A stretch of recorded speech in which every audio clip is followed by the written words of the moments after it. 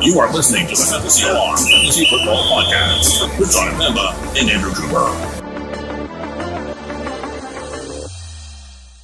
What is going on, FA Nation? John Impemba here with Andrew Cooper. This is the Quick Out Fantasy Football Podcast. And Coop, we are mere weeks away from the start of the NFL season. So I think it's time for us to take a look at each players' ADP. We'll check out the rounds and talk about guys that are our guys and maybe guys that aren't our guys at each round position, and see who we're looking to target and guys we're looking to fade, and maybe even get a little bit of debate on some of these players. Yeah, I mean, so we went through a while back into the individual positions, but so much has changed since then, and now we are right before drafts. Like, you've probably already had one of your early drafts if you're a big gamer like we are, but your big drafts are coming up. You always set your hometown draft for the last possible moment if you listen to John Impemba, and you should. You don't even have final roster cuts down yet, so you still want to schedule them a little bit out, but we're right in it now.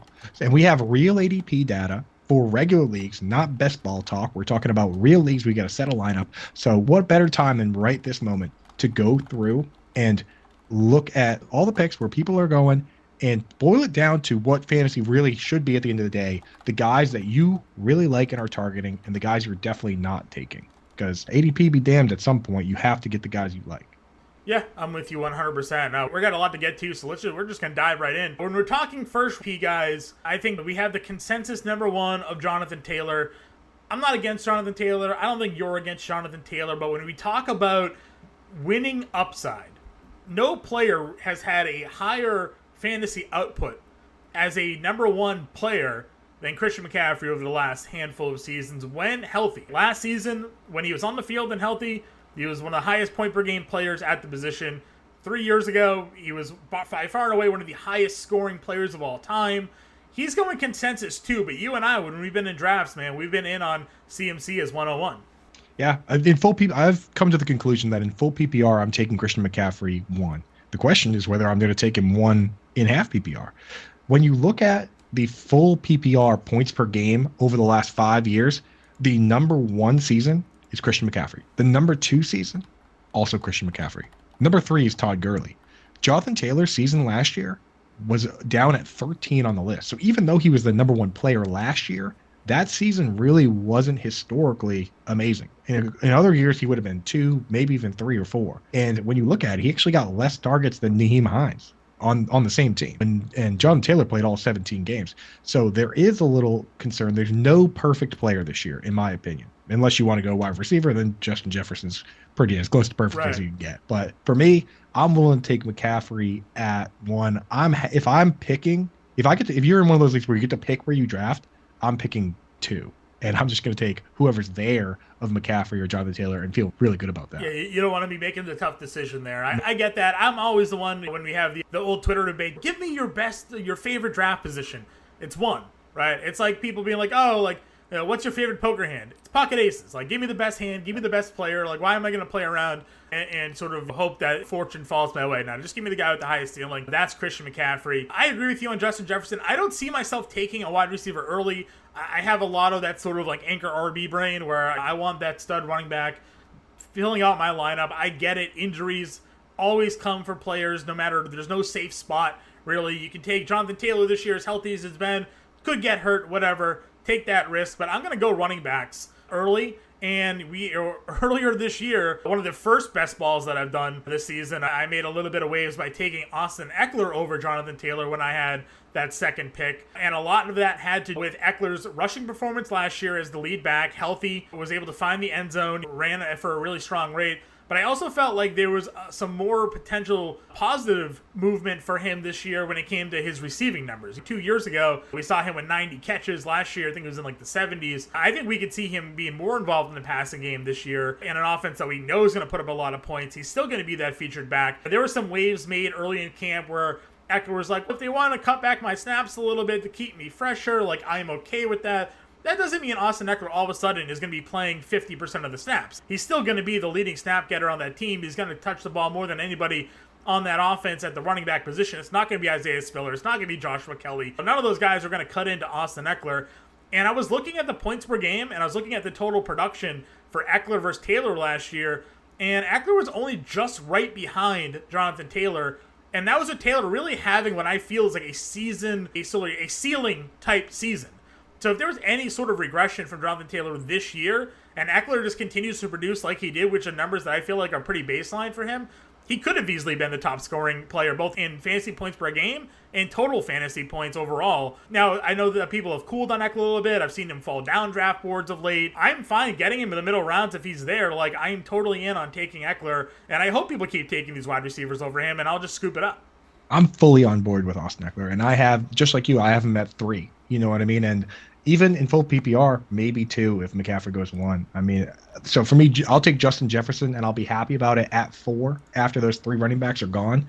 But I'm with you. I'm not really doing that a lot. And the thing about Austin Eckler is people point the fact that he never had a 1,000-yard rushing season at any point. But in fantasy football, we really just care about yards from scrimmage. If you can get the most yards from scrimmage and have receptions, then who cares how you get them?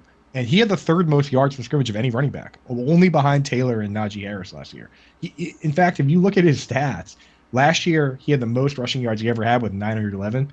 He actually had 993 receiving yards in that 90-catch season you were talking about. Right. So that's better. Scott Barrett mathematically proved that receptions are more valuable than carries, even in standard. So give me the catches. Give me Austin Eckler. So I'm with you on that. I don't find myself getting Cooper Kupp or Jamar Chase that often just because when you like a guy like Eckler, right, like that's the position where you have to take Cooper Kupp or Justin Jefferson if you want them. And Eckler's almost always there. It's just kind of one of those things where I just don't end up with them. And I got Justin Jefferson in an auction because I paid out the nose for him, but I just wanted him and I wasn't getting him anywhere else. So of those top dogs, like I'm pretty set on those top 3 running backs. And then I look at the wide receivers. My question for you, John, is do you go for Jefferson, Kupp, or Chase, or do you have more running backs that you like better than those guys? Yeah, listen, I think this is... So I'm fine with Jefferson if he falls. Again, but I only really do it to be different. And I feel like we should clarify this a little bit too, because now that we're getting closer and closer to redraft, best ball is a different beast, and a lot of fantasy football Twitter, I find oftentimes are still tweeting a lot of their takes about best ball, where a lot of our followers are in their redraft mode. So I say real quick, I'm going to lay this down right now. This particular show, let's talk about these players like we're in our hometown league, whether it's a big money prize or 20 years of pride on the line. It's your big league, and you're drafting as if it's your only draft. I think that's the way we should approach this list. You on board with that, John? Yeah, 100%. That's kind of how I feel as well. So with that said, and a player that I think you and I are going to disagree on, a player that we just wrote an article over at Fantasy Alarm in our new player debate series, which you got to check out if you haven't already, is Derrick Henry. I'm in on Derrick Henry. I took Derrick Henry 4th overall the other day in a draft that I was in, because you look at a player and there's a lot of talk about, there's a lot of wear and tear on him, the carries the last couple seasons, really starting to wear him down, and there was the injury. Everybody knew the injury was coming. It's like, that was a fluke injury. The guy broke his foot, right? Like, that's not a wear and tear injury, in my opinion. That's just one of those things that happens. Plenty of receivers, we've seen running backs, they go to make a cut, foot gets broken. It just kind of happens. It's an unfortunate injury to see. Last year, if you go look at points per game, Derrick Henry was the leader at the running back position through the first 8 weeks of the season. Jonathan Taylor was behind him, Christian McCaffrey, points per game, not total points. I'm talking about points per game. No running back was scoring more points per game than Derrick Henry. And this is a guy who was on pace.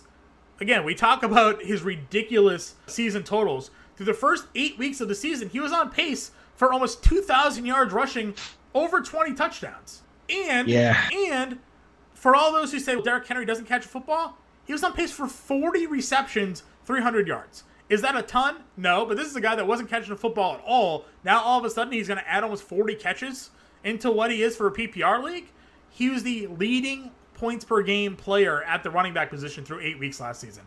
Why people are down on Derrick Henry, I feel like the way you and I argue with Zeke detractors, we should be arguing with Derrick Henry detractors at this point. The man didn't show any signs of slowing down. Their deterrents are, again, the offensive line around him is kind of weak. The offense around him is kind of whatever. They run the ball 30 times a game with him. They just run the ball with Derrick Henry until he breaks down. Last year was a foot injury, but he wasn't slowing down due to production or carries or anything like that. And he was a truck last year through 8 weeks. So I'm just in. If Derrick Henry's there and I'm in the middle of the draft, like I'm taking Derrick Henry. I don't believe, we talk all the time, I'm not an injury prognosticator. I'm not going to go ahead and say that Derrick Henry's going to get hurt or wear down. I think they're going to give him the ball 25, 30 times because that's what their offense is. You just took so many of my own arguments, especially the injury prognosticator thing, and threw it right in my face, dude. I love it. I love that you did that. But here's what I will say. We aren't talking about Zeke. Zeke goes in the 3rd round. Zeke's a great pick where he goes, and he only is a guy that's getting, at this point in his career, probably 40, 50 targets max, which is the maximum for Derrick Henry. And that's the real problem, man. That's the rub, is that when in a full PPR especially, a target is worth 2.74 times what a carry's worth. And when you look at a guy like Najee Harris, who just got 94 targets last year, like Derrick Henry, we're getting all excited about 40 for. I can't go there in full PPR. In half PPR standard, Derrick Henry in the middle of the 1st round, you feel really good about it. But, there's only 2 starting running backs that are older than 27, and that's Derrick Henry and Cordarrelle Patterson, if you can even consider Patterson that type of player. It's just Edwin Porras, the injury guy. His opinion is that this is a big guy, foot injuries are tough. I would rather be a year ahead than a year behind because he has a long way to fall. That's the problem with the lack of receptions, is when it's bad, it gets real bad. So I don't have a problem with other people taking Derrick Henry. I don't have a problem with taking Henry myself if I'm drafting with a lot of like-minded people and they take guys like Najee Harris or Dalvin Cook first. But for me, I'm always going to skew pass catching. It's just the way I play this game. So Henry, he's just a guy I don't end up with a lot. Yeah, doesn't mean I hate the guy. Sure. And Howard Bender is an evil genius for setting up this series, which is a great idea. Pitting, he basically went out, took a bunch of players, divisive players, asked all of us privately who we liked or didn't like, and paired us up to write against each other. Yeah. So you're getting sharp analysts. You can read these articles. The Derrick Henry one's up now. You can read from both sides of the coin and decide for yourself. But for me, John, you convinced me just now, but it's in the 1st round, there's probably no bad picks. So I'm taking the guys I like best. Sure, 100% agree. And the one thing, just you mentioned the age. Unlike some of these other workhorse running backs that come into the league and they're immediately handed this big, huge workload, that wasn't Derrick Henry. He didn't get 200 carries till his 3rd year in the league. And then he obviously got pounded with 300 carries back-to-back years. But I understand the amount of carries he's seen, but I'll say some of the early tread on him wasn't what we've seen out of guys like Jonathan Taylor, who came out right away. Ezekiel Elliott, like you mentioned, came out right away with these big sort of workloads going towards the Henry. Had a little bit of a slow introduction there. He's like running back Adam Thielen. He didn't get going right away. Yeah, so they had DeMarco Murray there for a year, and they had other Deion Lewis, for whatever reason, only kept him to 200 carries in his 3rd year there. So again, I'm not saying the age obviously isn't a factor, but he's really only gotten a big workload in the last 2 or so years. So something to watch when we talk about the workload. I don't mind the Najee Harris thing. Again, I think for a lot of the same reasons we should be down on, in my opinion, a guy like Saquon Barkley. I feel like Najee Harris a little bit. Quarterback situation, highly questionable. Offensive line situation, very questionable. Is he going to be a volume monster like he was last year? Sure, of course. But that volume monster was only good for 17.5 points per game in a PPR league last year. So what kind of continued production, I guess, do you expect? Do you see Najee Harris increasing from what he did last year? Is there a path for him to be better, given sort of the uncertainty of that offense that's still around him? No, he's a safe pick. That's what he is. The volume's going to be there. The touchdowns probably won't. That's the difference maker between a guy like Najee and Jonathan Taylor, and honestly, Austin Eckler. Austin Eckler scored 20 touchdowns last year. You know what I mean? And I don't think the touchdowns are going to be there. That's why Najee doesn't go there. But Najee had the 2nd most yards from scrimmage. So you have to respect the volume. I know Eddie Faulkner, the running back coach, came out and said he shook a magic 8-ball and said we need to give him 7 less snaps a game or whatever it is. Who cares? He's the best player on the team. They're going to use him in the high leverage situations. But no, I agree with you there. But let me throw one at you here. Let's say Dalvin goes, Najee goes. You're on the swing, right? Hometown league, playing for keeps. You can take 2 guys. This is what the board looks like. You got Stephon Diggs, Devontae Adams, Joe Mixon, Travis Kelce, DeAndre Swift, Saquon, CeeDee Lamb, Alvin Kamara. Let's say that's the group there. You got to take two guys from that group. Where are you going? This is what happens in your hometown league. Yeah. A lot of these leagues have a 1-minute clock, and you got to that list of guys. You got to take 2 of them. What are you doing here, John? So, yeah, I'm going to go running backs here. Again, it's not that I don't love the elite wide receiver talent that's certainly on the board with Diggs and Adams and CeeDee Lamb in that range. But the receiving depth, I think, is pretty elite this year in those third and fourth rounds as well. So I'm probably double tapping running back. And if we're in full PPR, I mean, how do you not take a look at the way Alvin Kamara is now starting to move up draft boards? This is a guy that, if not for like the looming suspension, I think, until like this last month, he probably would have been a first-round running back. Like, for sure. That offense is healthy around him, supposedly. Jameis is healthy, supposedly. I feel like he would have been valued higher if there wasn't the possibility of him missing 6 or more games. But now that it seems like he's not being suspended, you see his ADP just rocketing up draft boards to where soon he's going to be at the end of the first round. And I think I would be willing to take that opportunity to draft him there. But just thinking what we're going to potentially get out of that Saints offense. So I like Alvin Kamara. Swift is another guy that's super interesting. You want to talk about guys who 1,000 seasons, right? Like receiving yardage and rushing yardage. We know Swift is an elite pass-catching running back. His issue has just been injuries.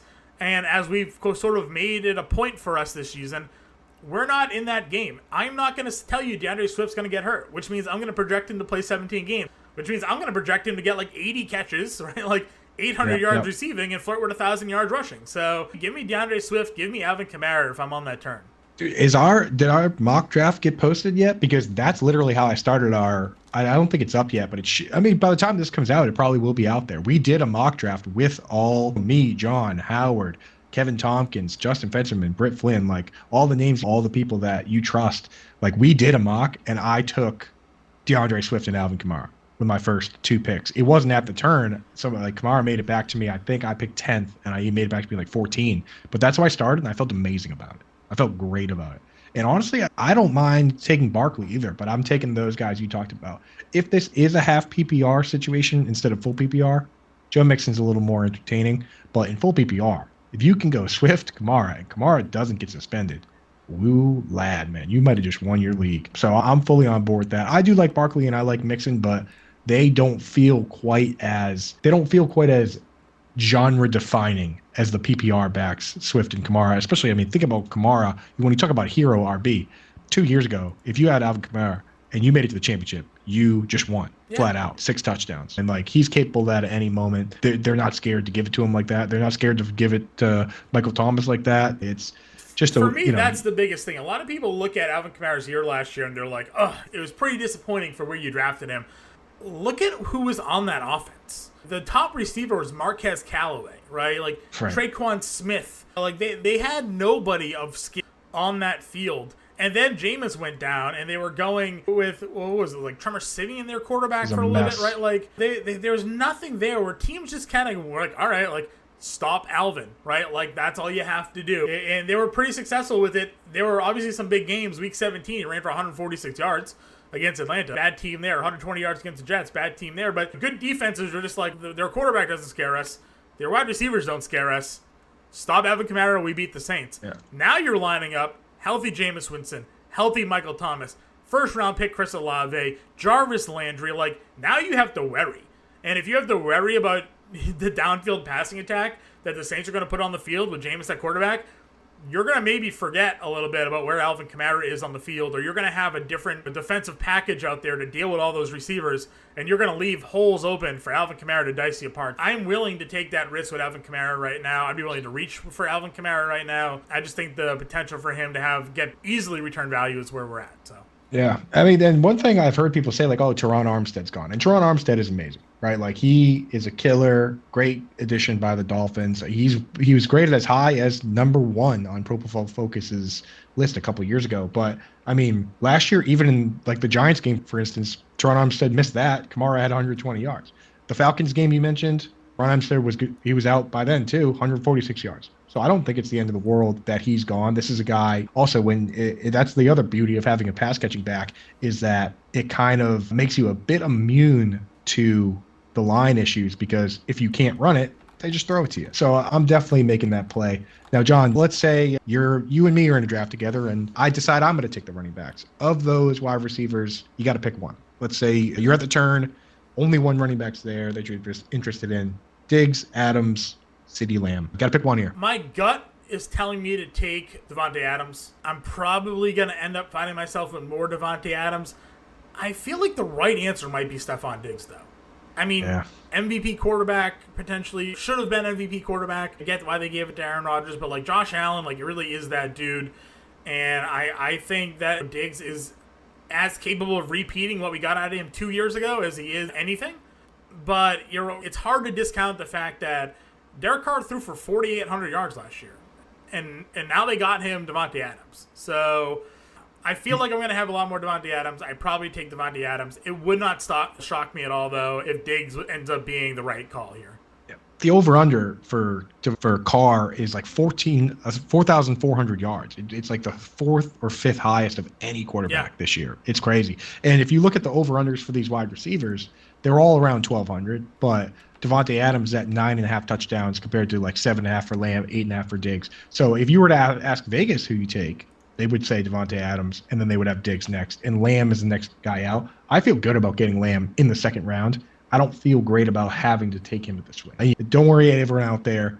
These early picks, like we're just going through some scenarios. Soon enough, especially this year, I feel like in ADP, it breaks down, and now you're just taking the guys you want, and it happens way sooner than you might think. So these first few rounds, you have to kind of look at it with a fine-tooth comb, with a magnifying glass, because it is kind of a panic spot and a bad feeling when you're on that swing and you don't know which two guys to take. So why not simulate that a little bit? But now that as you get into the second round and the third round, you should do your best to narrow it down to 3 or 4 guys you like, and just try and get them at a good price. And if you can't get them, just move down to the next guys you like. Don't worry about ADP. You don't want to spend, especially if you only play in one league, you don't want to spend the year rooting for a guy you didn't even want to take. You just took him because you were supposed to. Right, John? Yeah, for sure. And we talk about this all the time, like know your league format. You don't always have to draft by ADP. And sometimes you and I, we draft on so many different platforms. But we also check out sort of like the high stakes ADP, and we see sort of where these guys are going. And then we get in our drafts on ESPN or Yahoo, RT Sports or Sleeper or whatever, and we're scrolling through where like these player rankings are, these ADP rankings are, and we're like, whoa, this guy's like way down here. He's usually going way here, and you can find yourself some value or find yourself spots where maybe guys aren't being used to being drafted, and you can sort of still craft your lineups to get certain players. But you're right, like don't feel stuck. It's like 10th, like I should take Diggs, Adams, or Mixon because this is where I'm at. Listen, if you want Alvin Kamara, go take Alvin Kamara. If you want CeeDee Lamb, go take CeeDee Lamb. You're the guy that's doing your own research, hopefully. Listen, Coop and I give out a lot of content. We give you our opinions. We do our research to give you that, but like, fact check us. Build your own strategies around what we're saying. Like, Go look for other opinions and just sort of craft your own lineup there. So I'm with you there. Be creative. Be open to other options. As we move down the second round, there's a lot of guys that I'm okay drafting. The only person in the second round so far that I have 0 shares of in any draft that I've done, well, there's 2, I guess, depending on how you label this. That's Deebo Samuel and that's Tyreek Hill. I have no shares of either of those players. I don't really want shares of either of those players, truth. Yeah, you can put Travis Kelce on that list for me just because the way I play, I lean into what I'm good at, which I think I can find value at the tight end position. I don't want to use all my juice and all my research on taking the top dog and use my first or second round pick. So Kelce, I'm not taking him there either. Deebo honestly terrifies me. All those guys do. Deebo, Ayuk, George Kittle. I understand the upside, and this is something that comes up with Josh Allen a lot too, is that we think that because a quarterback's being drafted high in fantasy football, that he can produce this offense that is just magical, right? Like we look at Josh Allen because he's the number 1 quarterback. That must be the number 1 passing offense. But last year, in terms of per game stats, Kirk Cousins through the air did pretty much the same thing as Josh Allen. In fact, with less interceptions. He had more yards, right? More yards per game, similar touchdowns per game, less interceptions per game. But in our minds, Josh Allen is going to produce way more volume. When you think about Trey Lance, the amount of volume through the air can get pretty scary. And Vegas has the over-under for Deebo Samuel set at 925 receiving yards. Last year he had 1,400. Yeah. This year they're saying they don't even have him set at 1,000. Like, in his rushing over-under total is like 350. So last year he had, I think, like 380 or something like that. Or his contract this year specifies that he gets extra money if he has 380. But, I mean, when you really break it down, Vegas is trying to tell us something about what they think Trey Lance's passing volume is going to be. So. Yeah, I think that's what it is, and this is sort of the argument, and we'll get to it when we in a round or so. But Offenses, now the 49ers are a little different. They just run and run anyways. But they're going now from a quarterback in Jimmy Garoppolo who handed off to run the football to a quarterback in Trey Lance that's going to run the football himself. They're going to run a lot of RPOs.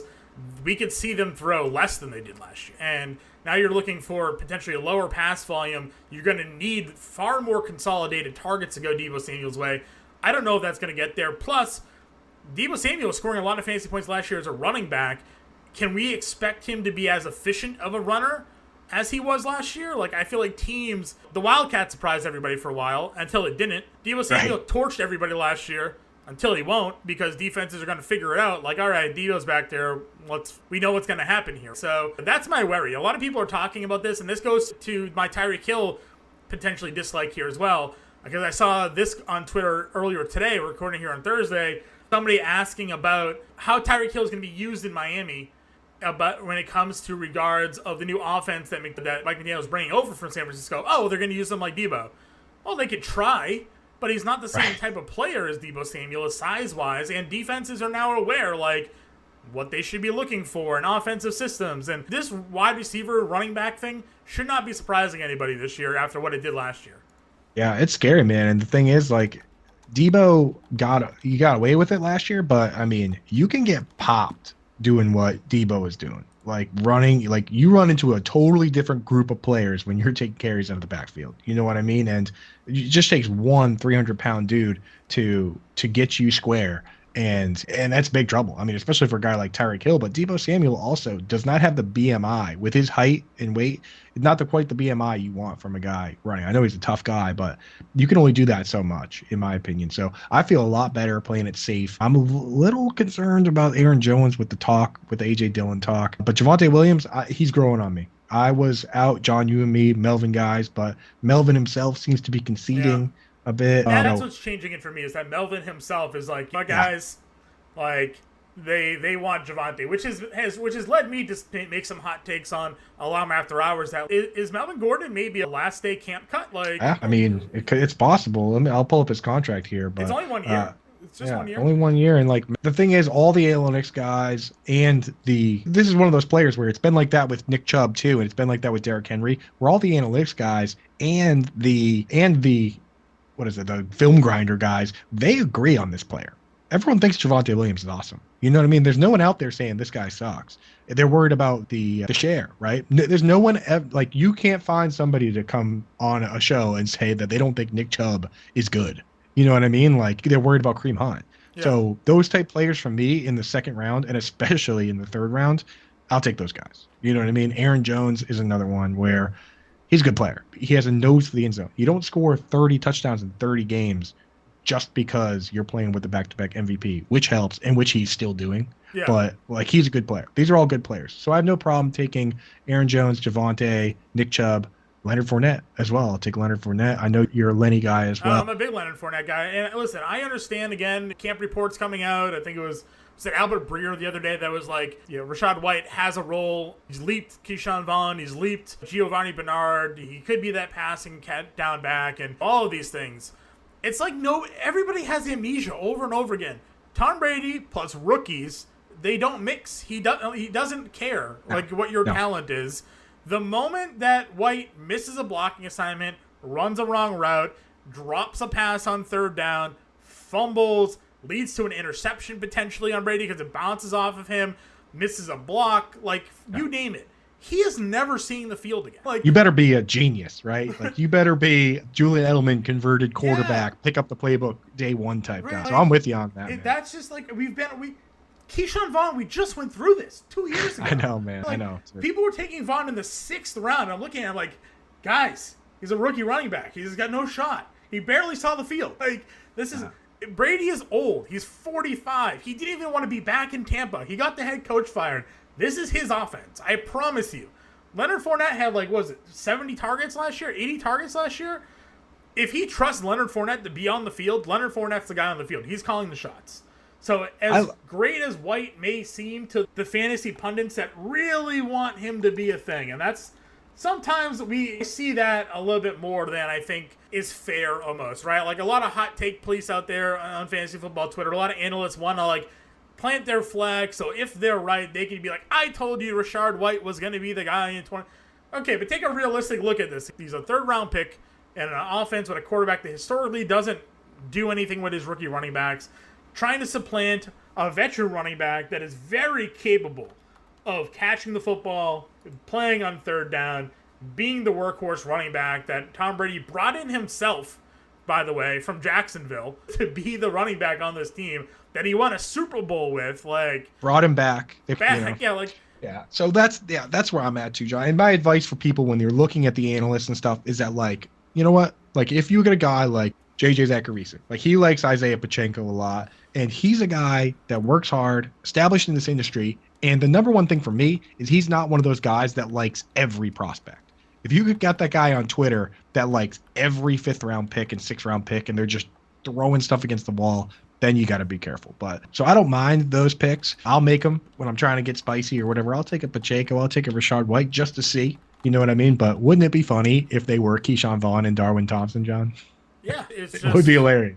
Yeah, Darwin Thompson, I made that analogy, and I've seen people sort of refute it on Twitter a little bit. I'm not saying they're subtweeting me, but, you make the tweet, and then shortly after, people are like, well, this isn't the same thing as Darwin Thompson, because Isaiah Pacheco ran a 4.37, and he's bigger, and he's faster, yada, yada, yada. That was the excuse for Darwin Thompson. When people were saying that about Darwin Thompson, people were saying, oh, yeah, but this dude squats 575 pounds. Yeah. It's like there's always going to be something. There's always going to be something that makes this guy different, and not everyone's going to be different, and not every undrafted free agent that pops in camp is going to be amazing. Some of these guys are going to be like that dude from the Raiders. What was his name? Warren, whatever that ever was drafting. Yeah, remember? And then he got cut before the season even started. But he had like 270 yards and 2 touchdowns during the preseason. Like, he was an animal, and then he just got cut. Yep. So just be careful with that. I agree with you. The next round, I think a disagreement you and I have had a couple times is on Michael Pittman. Not necessarily on air. I think we've kind of texted back and forth. It's not that I don't like Michael Pittman. I just don't like where he's going. I don't see the upside that a lot of other people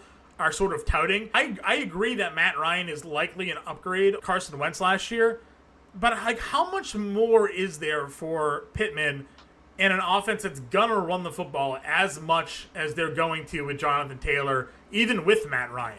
Last year he had 129 targets, he had 88 catches, almost 1,100 yards, he had 6 touchdowns. Like, I don't see him going for 1,400 yards this year. I don't see him going for 1,300 yards. Does he go for 1,150? Does he go for 12? Like, where are your projections with Michael Pittman? Because when I look at him and then I scroll down the wide receiver list, I see plenty of guys that can get me 1,180, 1,106. Like, I think there are quite a few wide receivers going in rounds after him that can give me that, if maybe not have a ceiling higher. Yeah, but how many dudes had 1,400 yards last year? Like, five? Well, this four, is what five? I'm saying. Like, what is a realistic projection for you for Michael Pittman? And then tell me why my analogy has always been like, tell me why Brandon Cooks just can't keep doing that. Like, Brandon Cooks is going in the 6th round. It gives you 80 and 1,100 every year, right? Like, it's like, I just got it up here. There were 5 guys that had over 1,400 yards, but Tyreek Hill was 6th. He only had 1,239. So nobody in that 1,300 yard range. I think it is possible. And I mean, we've seen, I know it's Julio Jones, who's amazing, and he was amazing at this time, but we've seen Matt Ryan be the MVP of the league with a top 5 rush attack and support a very good fantasy asset. So for me, I just look at this group and I don't know. Would you rather have A.J. Brown? Would you rather have T. Higgins? Where are you with that, with those couple guys? I don't know about you, but I have Mike Evans as a very safe pick ahead of those guys. Yeah. Tom Brady's back. He's fine. Mike Evans is awesome. Always good for 1,000 yards. So I think the safety of Mike Evans for me makes him a guy that I do like having. And just because we're having this, just real quick before we get to, this is why I like getting a running back early and you like getting a running back early. Because if you can get one in the first round, and if you get like a really good one in the first round and then also get an Aaron Jones or Javonte Williams, I don't mind having one of these guys as my top wide receiver. Whereas I would much rather take the running backs and take a wide receiver here than end up with Debo and then be like, oh, should I take James Conner as my RB2? You know what I mean? Like, it gets kind of gross there. So I do like being in a position to take a wide receiver here, and I like these guys better than the next group. So we're talking Mike. I'll just throw them all out there real quick. Mike Evans, Michael Pittman, A.J. Brown, T. Higgins, Keenan Allen. That's a pretty good group here for guys that you're looking at in the 3rd round and feeling pretty good about whoever you're going to take. Yeah, for me, and I mean, I haven't hid this, on Twitter, I've been all in on the Eagles, right? So A.J. Brown has been my guy that I've been trying to get here in this round area. And generally, I find myself in a spot where I can get kind of two of these guys. Last year, you look at that offense in Tennessee, he missed some time again, which is always the problem with A.J. Brown, but we're not drafting with injuries. We got to project him to play a full season. Now, this is a guy that was on pace for 80 plus catches, 1,100 plus yards, 7 plus touchdowns.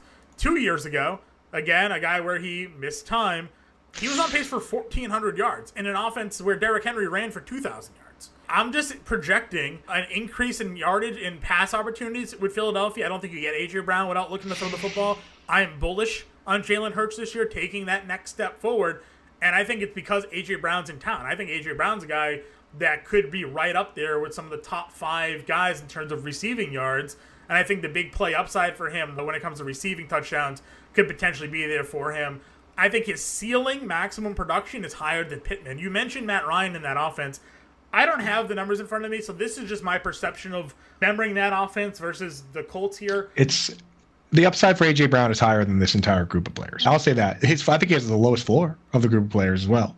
But it's the highest. I mean, barring Mike Evans having 15 touchdowns or whatever, which is possible, right. A.J. Brown does have the highest ceiling of any of these players because you look at it and what's the ceiling for T. Higgins? What's the ceiling for Keenan Allen, right? Like obviously, Keenan Allen, you got to decide if you want to be safe or not. If you want to go for it. I love Keenan Allen. Keenan Allen's been my wide receiver, too, that I've been drafting. If I get a running back early, and then I'm on this swing over here. Say I'm drafting top 3. I draft my solid running back, McCaffrey, Taylor, Eckler, whomever. And then I'm picking now at the end of round 2, beginning of round 3. I'm double tapping A.J. Brown, Keenan Allen. Like, that's where I'm going. Because you feel good about Keenan Allen. You feel great about Keenan Allen. Feel great about it. I loved if I go 2 running backs and I get Keenan Allen as my wide receiver 1, I feel like I stole something. You know what I mean? Like, because if you go double tap running backs, you shouldn't be able to get a guy of that caliber. But I mean, his ADP is 31, so he is available in the third round. People think he's boring, but he's going to get you 100 catches, 1,100 plus yards, and like 7 touchdowns. I don't get how you could love Justin Herbert and not like Keenan Allen a lot. Because Mike Williams is there. You want to talk about a guy that has a crazy high ceiling? Mike Williams is that guy. You were the one that was like, hey, Mike Williams has had 1,000 yards. Mike Williams has had 10 touchdowns. Can he put them together? Came close. Like he could, like the Windhorse meme with the hand with the fingers on each side. It's like 1,000 yards here and 10 over here. That was such a stupid take by me, but it was based in reality. You know what I mean? Like it's like sometimes with Twitter you have to do that. Like we sit here and we talk about these things, we know all these things, we write all these things, and then we go out on Twitter and just send stupid memes. That's what's crazy about this industry. And in that case, it turned out to be right. And then people were like, "This is dumb," and I was like, "Yeah," it was. Yeah. So the downfield passing upside of Williams because of his touchdowns, I think, are what gives him that appeal. And I like Mike Williams a lot as well. I'm out on DJ Moore. He's going in that same range. I know that you're but. You hate Baker, though. Baker Mayfield, if you don't like Baker, then you can't like Baker DJ. Mayfield hates more of a lifestyle now. It's not a phase, so... You got a brand. Yeah, you got a brand to uphold by not drafting DJ Moore there. I understand that. And DJ Moore is the most boring pick, I think, in this. Even if it's possible to be more boring than Keenan Allen, may I present you with DJ Moore? Because he's just not going to score 10 touchdowns. I mean, maybe he will. I don't know. That'd be Somebody weird. tweeted the other day that they thought having Baker Mayfield could make DJ Moore a more efficient red zone player. And I'm like, they have Christian McCaffrey. Unless the red zone is efficient, which he has been the last 2 years, and DJ Moore still couldn't find the end zone. Like, I don't know if that's true. As long as Christian McCaffrey's healthy, when they get in the red zone, he's the one getting the football. So, like, I don't see where DJ Moore is now becoming a better red zone player with Christian McCaffrey on the field, but that's just me. Here's how crazy the red zone problem is for DJ Moore. I pulled the over-unders. I did the article on that. The tweet's out there. But if you look at the top 30 wide receivers, 30, only one of them has an over-under touchdown total that's under 5, and it's DJ Moore. You have to go all the way down to Christian Kirk to find the next dude that Vegas is willing to put the over-under line at under 5. Like, they are specifically saying that. I mean, they have his over-under yardage at 1,100, and that's what you draft him for because he's pretty much a lock for 1,000 yards, but he's basically Mike Evans without the touchdowns, which is not super exciting. He's a guy that if I'm in a 3 wide receiver league, I'll consider guys like that because we set it and forget it. But if you're in a 2 wide receiver league, there are going to be weeks where you sit there and say, DJ Moore, come on. I got to have somebody more exciting. Yeah. So 3 wide receiver league, there's a place for those guys. But if it's 2 wide receivers, then go for the upside. He's been very consistent. Like, I agree with you 100%. Like, he's just not a guy that I've been taking because, like, in that range, I'm looking at guys that I feel have a higher ceiling. Mike Williams is there. Courtland Sutton. Now, I don't mind Courtland Sutton. I've taken him in a few leagues. I've been drafting Jerry Judy because he's just going later. But, like, I don't have a problem with going Courtland Sutton there. And I feel like he's a guy that could get you the touchdowns. He could get you at very least the same potential yardage. I know you and I talked about, and you wrote that article on the yardage, Vegas yardage totals. Yeah. We were just talking about that. Right, yeah, on Courtland Sutton. Like, and these Broncos receivers, to me, they're super low for a guy in Russell Wilson that was able to support 1,000-yard receivers in DK Metcalf and Tyler Lockett. So, like, why would they not be at the same place? So, in that range, I just haven't found myself taking any DJ Moore because of the guys that are around him. And I feel the same way about Michael Pittman. The other guys around him, I feel like, have higher ceilings. I know we've seen the tweet coming around just like you have. Over the last 5 games of the year, T. Higgins actually had more fantasy points than Jamar Chase. Nobody's taking T. Higgins over Jamar Chase, obviously, but I think you're looking at an offense where I think Joe Burrow could throw for 5,000 yards this year. T. Higgins can very easily come in and give you 1,200 yards receiving. Jamar Chase can give you 1,400 yards receiving, and those two guys just dominate the targets. I just T. Higgins is the new Mike Evans. That's what he feels like to me. Like, big guy, scores touchdowns. He's over under for touchdowns, is healthy. If you like that type of player, if you like Mike Evans, there's no reason not to like T. Higgins. And if you're in a format where you don't think that those guys are the right guys, like full PPR type whatever deal, then maybe you don't take them. But I mean, it's hard to not feel good about it. Yeah. So those are receivers that we like. The next round has a bunch of receivers that we don't like. Jalen Waddle, Terry McLaurin, Deontay Johnson are 3 that we both agree we're out on. I don't have any shares of Deontay Johnson. I don't have any shares of Jalen Waddle. I took 1 share of Terry McLaurin only because he really fell. And this was a league where I went RB heavy early. So I'm looking at a guy that could be the top scorer of that team. So I took him there, but I only have 1 share.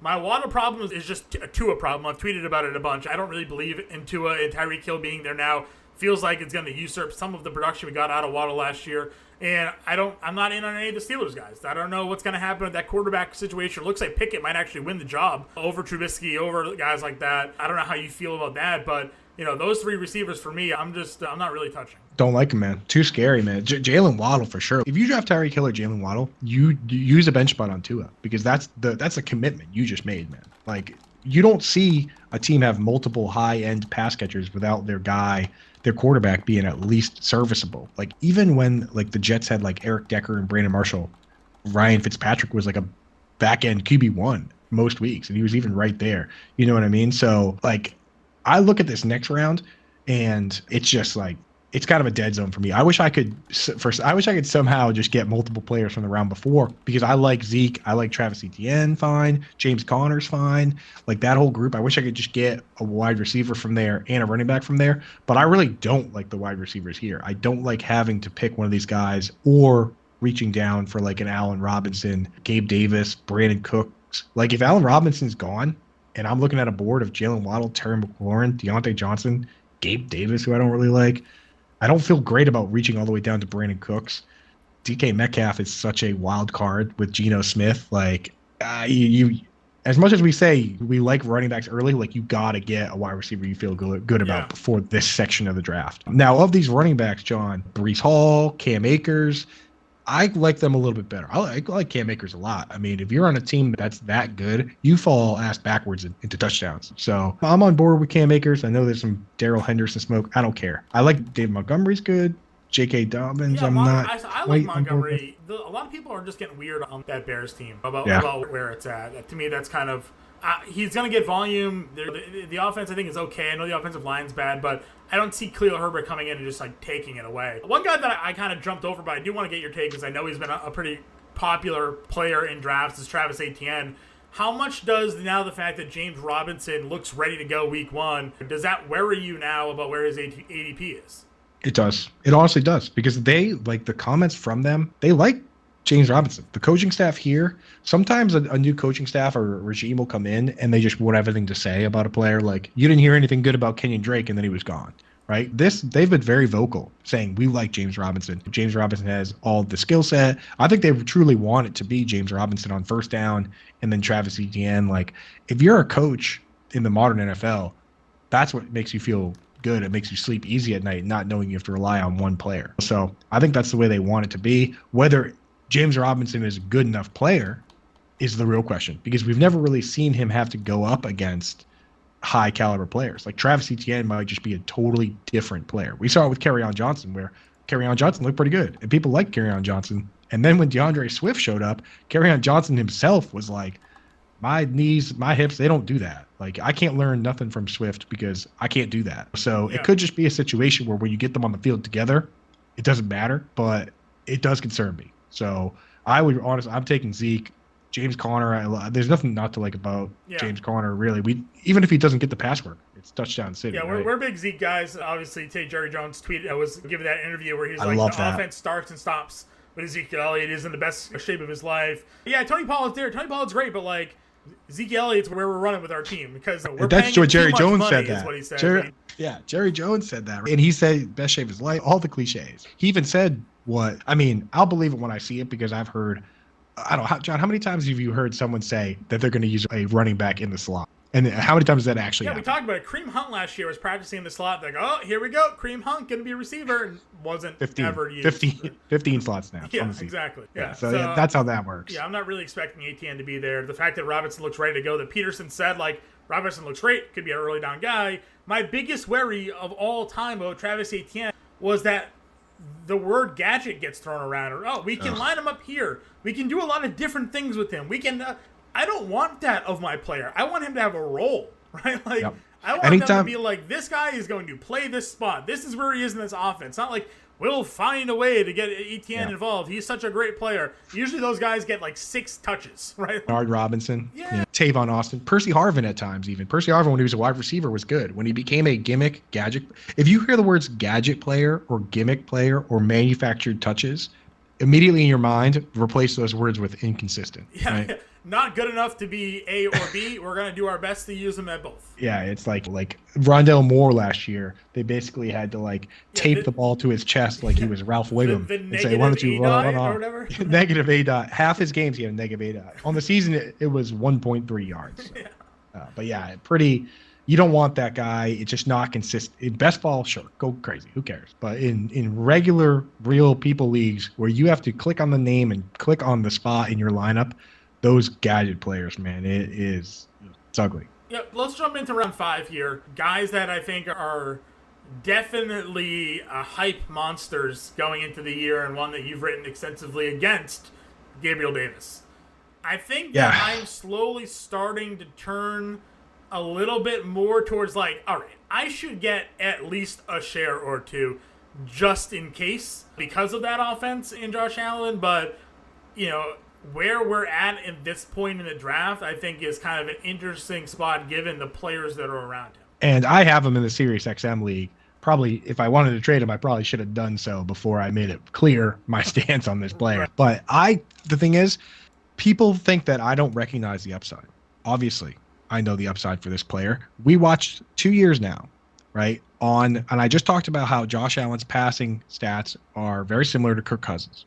And we just watched both these teams have Justin Jefferson and Stephon Diggs, and have the second player on the team, Adam Thielen, finish as the wide receiver 10 in 2020 and be the wide receiver 7 last year, right, before he rolled his ankle. We've seen how that works with highly consolidated snaps and targets with a guy like Thielen. And we think Gabe Davis is that kind of guy that can be very efficient in terms of touchdowns and provide from that second spot. The problem that I run into is that we're sitting here looking at Gabe Davis and hoping that he can be the second target on the team when they have a good tight end and they have multiple guys that can play in the slot. And Cole Beasley's gotten 100 targets out of the slot 3 years in a row, all while he's over 30 and all while he's not very good. So we've seen those targets go there. And we're hoping that happens, and we're hoping that he can keep the touchdown pace and become Adam Thielen, yet we're drafting him multiple rounds before Adam Thielen. So that's the problem with me. If Gabe Davis was being drafted like a sleeper, like a guy that's never had more than 35 catches, I would be excited to draft Gabe Davis. But because I have to draft Gabe Davis in a spot where I could be drafting Brandon Cooks or DK Metcalf, he's going ahead of them now based on we're using our composite ADP from Fantasy Line, which pulls from not just Yahoo, not just Underdog, but from FFPC, NFPC, legitimate high-stakes leagues.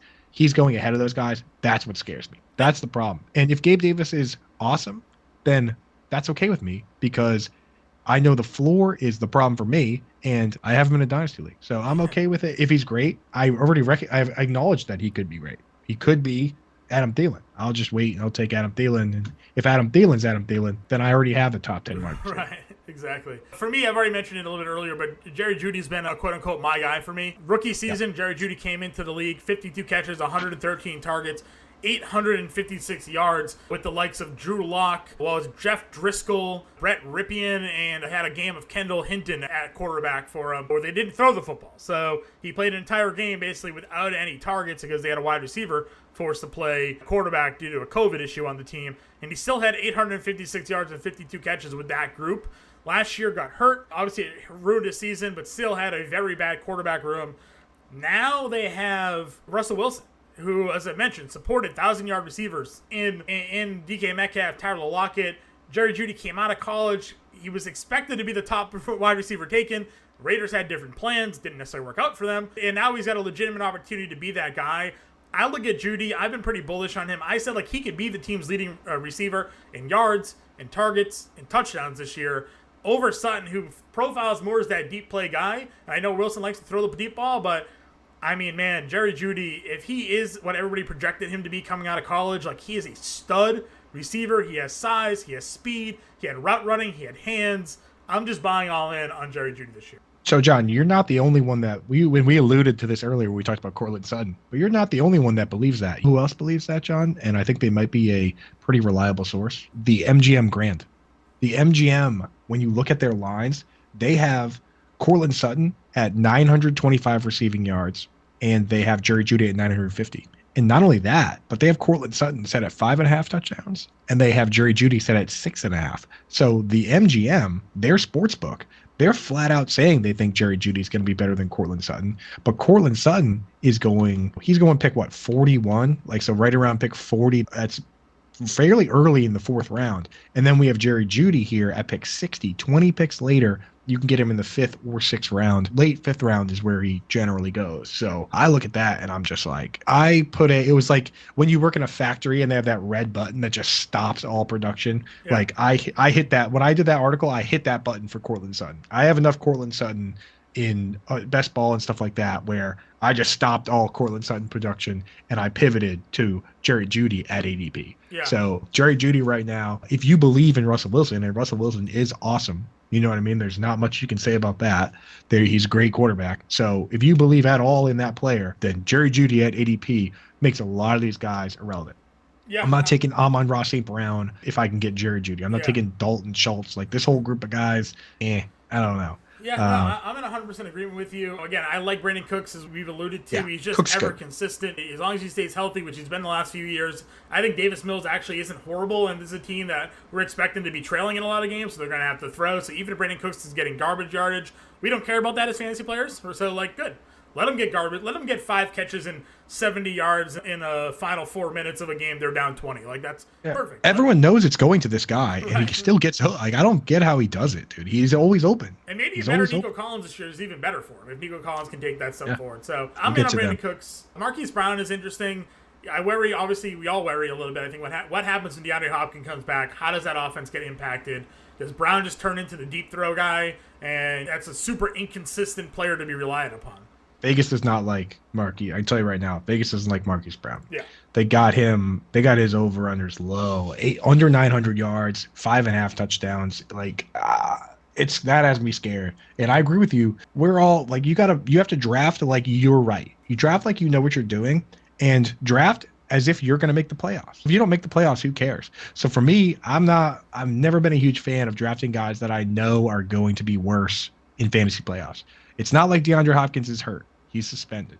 When he comes back, he's going to be DeAndre Hopkins. So I'm not super amped on drafting guys that I feel real good about for 6 weeks, and then I'll be looking over my shoulder for the rest of the year. I would rather just draft Brandon Cooks, Jerry Judy, possibly even DK Metcalf. Now, there's just one other guy from this group I got to get your opinion on, Juju. Are you doing any Juju? Where are you at with that? I mean, I just want pieces of Kansas City's offense. I think Juju's that guy. I've taken shots at Marquez Valdez-Scantling late, have some Sky Moore sprinkled in there. I'm out on Mecole Hardman. That's not a guy that, how many years are we going to try to say that Mecole Hardman's a thing? I feel like Tony Pollard truthers and Mecole Hardman truthers are in the same camp.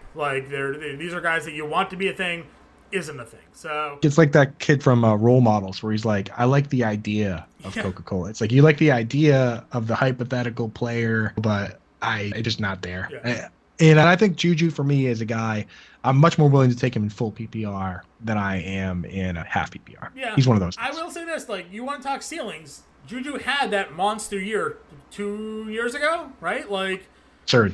So like he's capable of it. He had the monster year He had the monster year in 2018, so technically 4 years ago. Okay. But he did have a 97 reception year as well. Maybe so he's had two years that were very good in PPR, but the 1 year he had was good and amazing. 2018 was amazing in every format. 2020 was very good in PPR, and he had 9 touchdowns too. But he only had 831 yards on 128 targets. A lot of that was Big Ben's problem, though. That's Big Ben's problem. Or not even Big Ben. It wasn't like Rudolph's problem, right? Like Patrick Mahomes is the equalizer, in my opinion, to that. So I'm willing to take some Juju shots there. I'm fine with it. The next round, though, Juju shots sounds like something like a bunch of white chicks would get at the club. No, like let's get some Juju shots. Right. Sorry. This 6th round is super interesting to me, though. I think there's a lot of guys that are being underdrafted based off injuries and uncertainty. Michael Thomas and Chris Godwin, if they were going into the season completely healthy, they're 2nd round receivers, right? Like, Godwin was on pace for 1,300 yards last year. Michael Thomas was the best wide receiver in football before being injured 2 years ago. Now you're getting them down in round 6. Like, this is where I am okay taking risks on these players. I know that Godwin there's still some uncertainty around him being week 1, but he's back at prep. Like, he's not on the pup. He's not going to be on the pup. He's not going to miss a bunch of weeks. I think Godwin's going to be good to go. It's early in this year, and he was a world beater in PPR last year. Tom Brady's favorite target. There's now no longer Antonio Brown, who you and I talked a lot about last year. On a per game, per season stretch, Antonio Brown was on pace to be the team's best receiver in like targets, yards, receptions. He just like couldn't stay on the field, so it kind of hurt his overall production there. Take that out of the equation. Take Rob Gronkowski out of the equation. Godwin is a monster, and I think Michael Thomas is a beast. Where they're going, their ceilings are 3-4 rounds ahead of where they're being taken. I've been taking a lot of those guys as my wide receiver 3s in leagues. There's like 6 players in this round that I like better than almost anybody in the 2 rounds prior. Like, 100%. I mean, I'm taking them a lot of times over those guys. Yeah, like, 1,000%. And I'll just throw this one last one here. Obviously, Jalen Hurts is my guy. You can follow my Twitter timeline. I've already mentioned it earlier with AJ Brown. I think he's just the rushing upside, and we've talked about it before. You get these guys, they take that leap when they get an elite receiver. Last year, he was throwing to a rookie in Devonta Smith, who's really a tight end in Dallas Goedert, who's good, but he's a tight end. And there was like Jalen Reagor, Quez Watkins, like Greg Ward. There was a bunch of nobodies. This year, AJ Brown and Devonta Smith and Dallas Goedert are his top 3 receivers, and Quez Watkins, who's pretty good actually last year, is now like number 4. Like, there's a lot more talent around Jalen Hurts to be a successful passer. I'm taking Jalen Hurts over Kyler Murray. I've taken him over to Lamar Jackson. The Lamar Jackson's ADP is really starting to rise now, so it kind of would be silly to do that. I can kind of just wait on Hurts at this point, but there was a point in time where Murray, Hurts, and Jackson were kind of all in a cluster together. I think Hurts has a legitimate shot at being a top 3 overall quarterback, and you're getting him there in round 6. So for me, my must-have guys of this round 6, Jalen Hurts if he's available, Chris Godwin, and Michael Thomas. I know that you have a couple of guys, though, that you want to talk about here as well. I would almost like, and I'll actually say this right now, I vouch for reaching for, so I'll name 6 guys here. I vouch for reaching for at least one of these guys if you want, knowing that you'll get another one, and just making sure you get 2, possibly even 3 guys from this group. Like, I don't mind reaching for Michael Thomas. Think about it. Jalen Hurts, awesome. Love Jalen Hurts. He's one of my 6 from this group. Michael Thomas has the record for most targets in a season. Like, that's his ceiling. We've seen Jameis Winston throw 33 touchdown passes. Like, Jameis Winston is capable, highly. Yeah, Darnell Mooney. And 5,000 yards. Like, he just throws. Darnell Mooney had 140 targets last season. Like, if Justin Fields takes a step forward and he gets a little more efficient, Darnell Mooney could go to another level. Rashad Bateman, I wrote a full article on. We don't want to take up your time. I'm pretty sure we're already going to have to break this into 2 podcasts as is. So go check out the article I wrote on Rashad Bateman, but he's stepping into a role. They got 150 targets last year. It's going to be highly consolidated again. Rashad Bateman is a guy I'll take over pretty much all the guys we mentioned, except for maybe Judy or Cooks. I'd probably take him over those guys even, right? Chris Godwin. We've seen him be the wide receiver 2 overall. He's playing with Tom Brady. Guy's great. And then, of course, I just talked about why Adam Thielen, like, if he just comes back and he's Adam Thielen that we saw last year, why we're talking about a top 10 wide receiver 2 years in a row now. And they had every opportunity to draft a wide receiver. In fact, they traded back with a division opponent who then took Jamison Williams, right? They could have taken a wide receiver at any point in the draft. They could have gone on free agency, got another wide receiver. They didn't do that. Then the new coach comes in and uses a ton of 3 wide receiver sets. If they didn't believe in Adam Thielen, don't you think they would be looking for someone else to be the third guy? I mean, hell, they must believe in KJ Osborne because he's going to play a ton of snaps now too. So they went out of their way to essentially not bring in somebody else. That has me believing that they believe in him. So that whole group of guys there, this is why you throw ADP out the window, because I don't see any reason for me to draft Amon-Ra St. Brown or Marquise Brown over any of those guys we just mentioned. Yeah, I'm in 100% agreement with you there. Round 7, this is where I think it gets a little interesting because I find myself taking pretty much guys that are where you talk about reaching. Like, this is where I kind of break ADP a little bit. I like Chase Edmonds. I've taken Chase Edmonds as my RB4 in a lot of. I've dabbled at TJ Hawkinson as a tight end. I know that there's potentially other targets there where Hawk could find his way a little bit down the target totem pole, but looking in this round 7 range, if I've already taken my quarterback, I'm looking at Edmonds, I'm looking at Hawkinson. Maybe somebody falls from the rounds above where I can go ahead and grab them, but there's not a ton in this grouping here where I'm like, all right, I want somebody here with this 7th round ADP. Yeah, Chase Edmonds is kind of becoming that guy for me, man. I think about Mike McDaniel, they call him a mastermind, and he's got a pretty good offense set up there. And they went out and got Teron Armstead, who I mentioned earlier could very well have been the key behind a lot of Alvin Kamara's rushing success. The 49ers just run everything behind Trent Williams, and Trent Williams is awesome, and they have an amazing scheme. And Mike McDaniel brings that scheme over, and he goes out and get his Trent Williams and Teron Armstead. I mean, whoever ends up being the guy is going to be a guy. So it's just a question of whether Chase Edmonds is a guy or if McDaniel's going to pull the same hot hand Mike Shanahan stuff that we saw in 49ers, and it's going to be Raheem Mostert one week, and then it's going to be Sony Michel. Like, that would annoy me. But if it really is Chase Edmonds and they paid him more money than everyone else, then I'm in. I'm down. Yep. And this is what I'm doing. If I don't get like Chase Edmonds, or I don't really love the Tony Pollards or Dallas Goederts, this is where I find myself taking my quarterback. Ideally, if it's Jalen Hurts, great.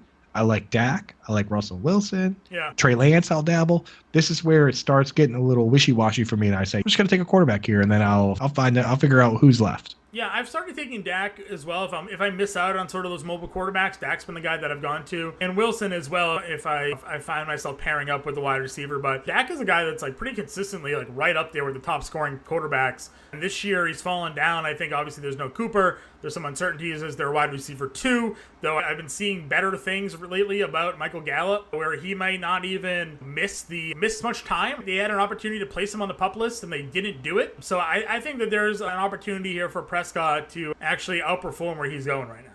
Yeah, for sure. And the thing is, he might not be as mobile as some of these other guys, but he started his career with 6 rushing TDs in the first year, 6, and then 6. All 3 years, first 3 years, 6 rushing TDs each year, and then he broke his ankle. He comes back next year, and he's not as mobile. No, neither was Joe Burrow.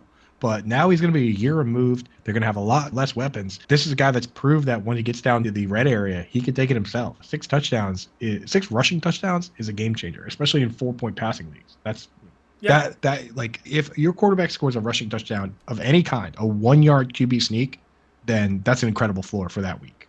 Yeah, I agree with you 100%. You mentioned we might have to break this up into 2. We are going to break this up into 2. So that's our look here at the first 7 players that we're targeting, guys that we don't like, guys that we do like. Next week, we're going to break down the second half of these fantasy drafts, some of our dart throws, some of the guys that we feel like can overperform, where they're going. Maybe some guys that we think are too highly on the rise, and we should be letting your league mates make that mistake instead. Coop, any final thoughts here before we wrap it up?